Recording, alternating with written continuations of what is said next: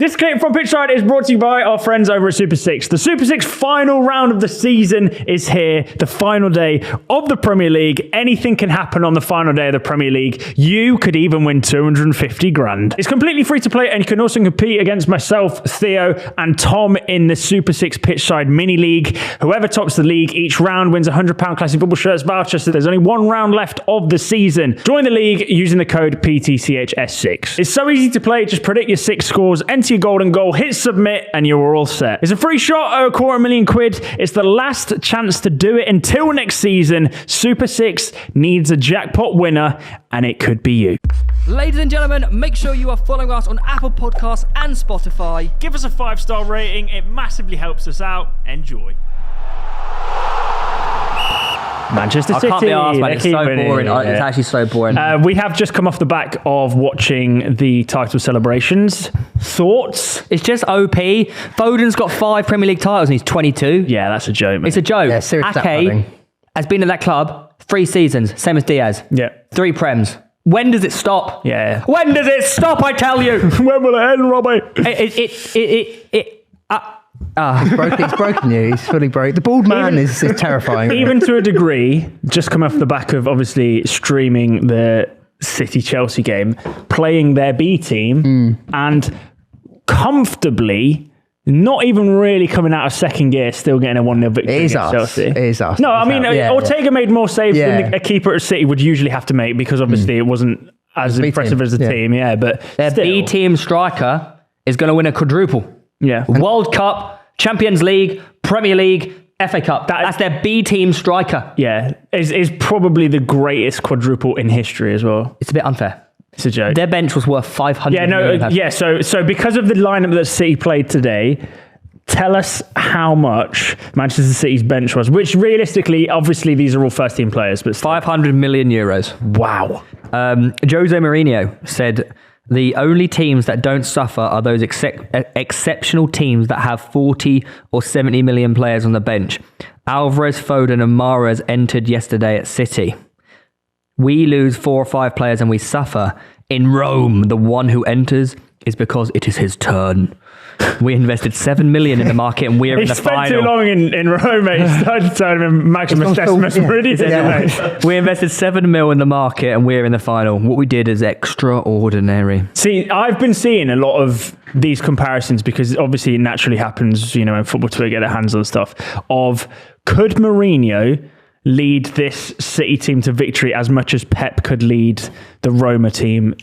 Oh, I would no. So I don't think either could do either's job. Interesting. Yeah. Mourinho's Built built for underdog. He's built for, right, we're going to play this horrible football. Everyone's going to hate us. Do you see the stats in the semi, by the way? It was like 0 shots, 28%. It was, oh God. But prime Mourinho. No, but also Mourinho can also deal with the egos and the big players. Oh, for sure. Look at the Chelsea team he had. Look at Real Madrid. Look at Inter. All these teams with these huge players. Yeah.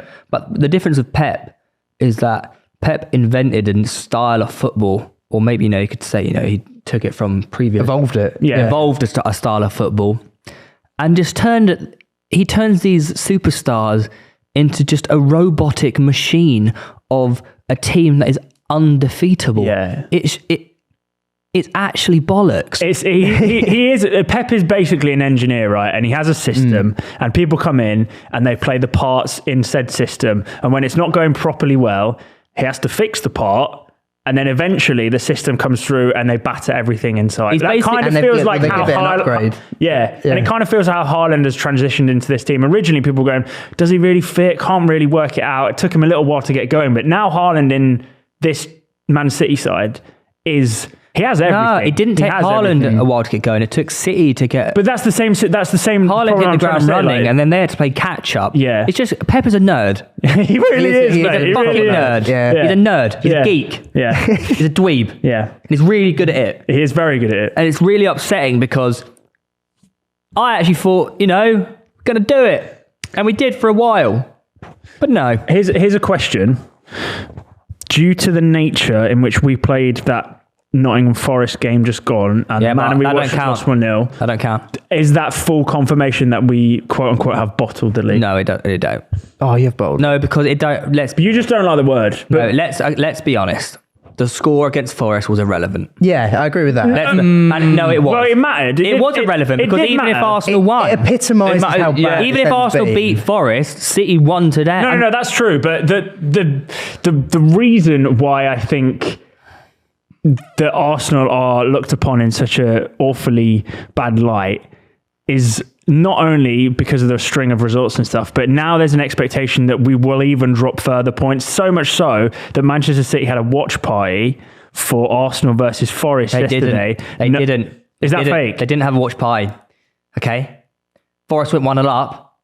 And they went, guys, come on. They got the band back together. Got, lads, we need to go win. Okay, That's exactly what happened. So you're saying they weren't there from minute one? Absolutely not. There's no so they didn't watch that from minute one thinking, okay, we've got a real chance of winning today because it's Arsenal playing away. It's just like if you want to be like these title contenders next season, you need to end. I'm not criticizing. I'm going to be honest with you. I've had 2 pints. I've run half a marathon. I can't be asked with your shit today. Give us the discourse. I'm just saying, like, you want to see your team end the season ruthlessly to show that, like, look, we're coming for it next season. Where you want to smash Forest 4-5-0 and say it doesn't matter if the league's over. We're not letting our standards drop, and that's what a Premier League. But there is one key factor in the argument there is Forest are fighting for survival and avoiding relegation.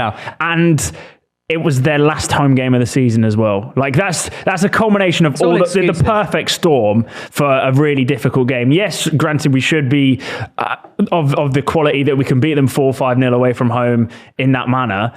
But I don't think that most players in that Arsenal side have still got anything left, like any skin in the game left for this. Who's your final game? I have a feeling that, look, there's no excuse to lose 1-0 at Forest. There's never an excuse to do that. No offense to Nottingham. But we notoriously do struggle there as well. It doesn't matter. You shouldn't do it.